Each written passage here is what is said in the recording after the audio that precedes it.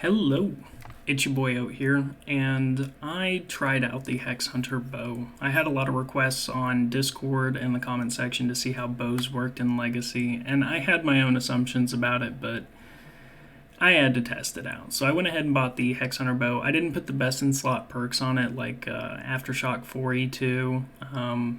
Just kind of went with the precise equilibrium kind of setup, and I wanted to see how this thing did at Art Glacier. If you didn't know, our Glacier is actually weak to Hex Hunter bow, and I did get the enchantment. It only cost about 50 mil, wasn't too bad, but it does actually increase the damage quite a bit. It was okay, but the first thing I noticed immediately out of the gate was I was using big arrows, and my auto attacks weren't building stacks. Then I remembered something on the patch notes. I think it was last week or the week before, and it said something about the Dinarrows text being corrected to what they actually do. So I went and I read them. It's not good. So big arrows only build up their stacks whenever you're doing a special attack or an ability, because technically I guess an ability is coded as, or a special attack is coded as an ability. So I did get a 2% stack on Art Glacier, but that was only because the SGB hit, and it was only one ability. It was 5 arrows, but one ability, so it only built one stack. You know, if the Bow of the Last Guardian were a short bow, I think it could actually be useful, because that spec you can use so often. And with all the adrenaline gaining things that we could do, including, well, I guess, yeah, you could use Inspiration, because if it builds on abilities, then, you know, the spec would work. It'd kind of recycle itself a little bit. There could be use, but not much, you know? So I really did try out the Hex Hunter. I spent a good amount of money to really test it out and see. It's just not good. And Blightbounds, they get at least a third time faster. Like, whereas normally a 3-minute kill here, this would be like a 2-minute kill, like max with Blightbounds. So it's a pretty big difference in DPS when you're testing the two. Yeah, so I didn't think I could find much use for it. So I immediately just took off the perks, sold it, took the L, called it a day. Now I do want to say Jas Dragonbane arrows do work passively. They don't need an ability, so you can use those at QBD, ED2, those sorts of things, and they'll do very, very well. So I don't want to bash it fully, but it looks like bows aren't doing the best right now. But it led me to another thought, right?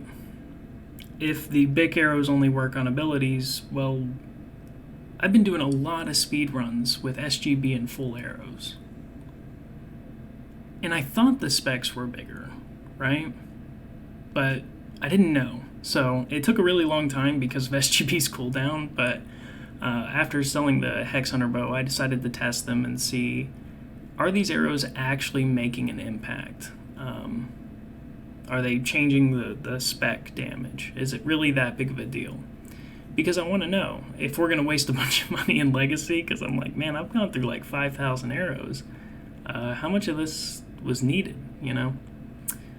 So I took no arrows, full arrows, and Blackstone arrows, just as kind of different tests. One that basically says that it can always be on passive, and then the others. So we started with full arrows. Full arrows are hitting pretty hard. You see the 756 crit, and I made sure to keep my bonuses like not crazy, 862 there.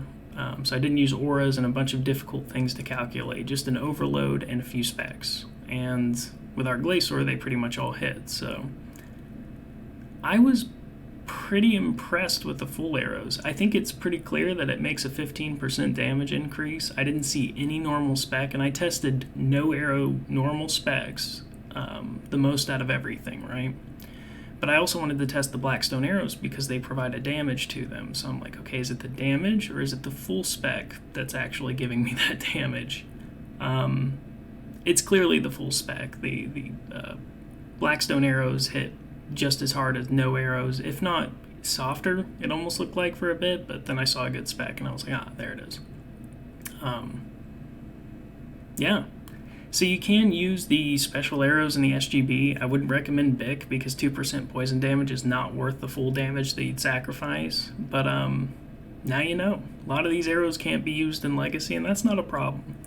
Blightbounds are 1.1 bill for the set when I picked mine up, so they're on fire sale. I'd go get you some if you're in Legacy, but and I'd also explore Eldritch and Hydrix crossbow stuff with the Vitality Ring as a passive. It's actually going to be a meta, I believe. So, pretty exciting stuff, but sadly the bow, meh.